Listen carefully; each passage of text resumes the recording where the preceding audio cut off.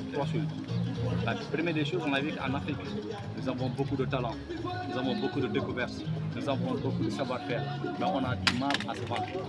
L'Africain ne sait pas se vendre. On a un problème de visibilité. Et dans ce cas, nous accompagnons la jeunesse africaine, nous accompagnons les entrepreneurs, nous accompagnons les entreprises, même l'État, dans tous ces cadres visuels. Et la deuxième des choses, nous faisons de l'accompagnement par rapport aux jeunes. Parce que chez nous, ici en Afrique, nous avons constaté qu'on a pas mal de jeunes qui ont un problème d'accès à l'investissement, qui ont un problème d'accès. Ils ont des projets, mais pour financer le projet, c'est tout à fait un problème. C'est vrai, parce qu'aujourd'hui, le secteur privé, quand il y a un projet, donc l'État, si l'État ne se porte pas garantie, les banques n'auront pas la confiance. Et donc nous appelons vraiment les institutions étatiques vraiment de se porter garant pour permettre à ces jeunes l'accès au crédit. Et troisième des choses, nous faisons du lobbying économique.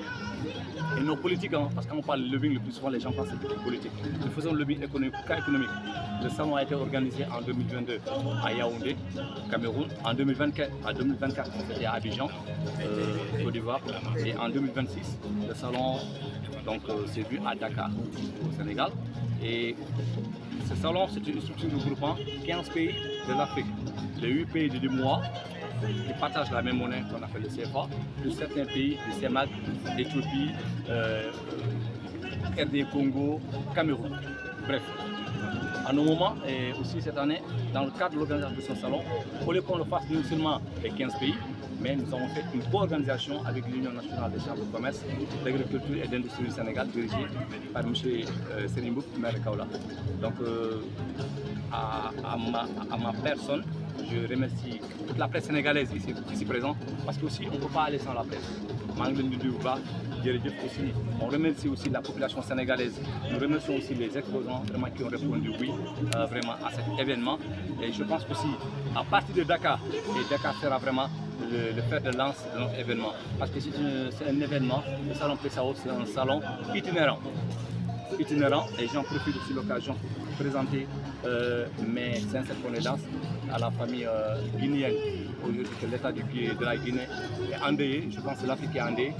Peu à Madame Sékou Touré, vraiment un Africain comme moi je suis panafricain, donc vraiment je ne peux pas aussi terminer sans parler d'eux. Je veux revenir sur le choix du thème.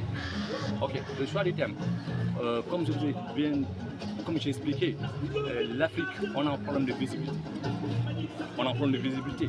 Parce que tu vois des jeunes, comme demain, le programme de demain, nous avons un talent innovation. On a des jeunes qui ont du talent, mais ils ont un problème de visibilité.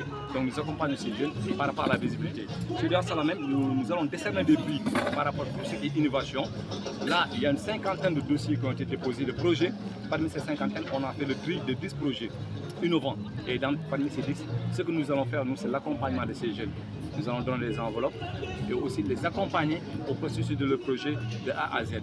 Et je pense que ce projet, ce ne sera pas un projet sénégalais, mais ça sera un projet africain. Donc vraiment, vive l'Afrique, vive le Sénégal.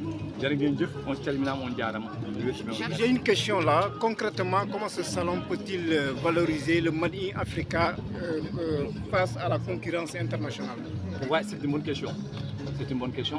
Par rapport à la concurrence africaine, moi j'ai toujours dit, je vous donne un exemple, lorsque j'étais à Paris, j'ai vu des Africains qui sont venus, qui ont quitté Éthiopie, qui ont quitté Rwanda, ils ont de la technologie, ils sont venus exposer sur Paris.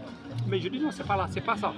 Maintenant, pour faire la concurrence de ces gens, en tant qu'Africains, essayons de nous organiser, de mettre en place un marché sous-régional. Pourquoi le Malien ou le Gambien, tu dois acheter une voiture, il y a Made in Sénégal, et de l'acheter en Chine ou au Japon? Pourquoi ne pas développer la technologie sénégalaise?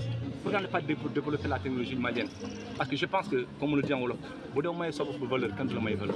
et moi je pense que le lobbying il est partout, mais c'est à nous les Africains de croire sur notre savoir-faire, sur notre technologie. On a tout ce qu'il faut chez nous, mais il ne faut pas aller aussi vraiment en tant qu'il n'y a pas une synergie d'action de nos efforts sur chacun.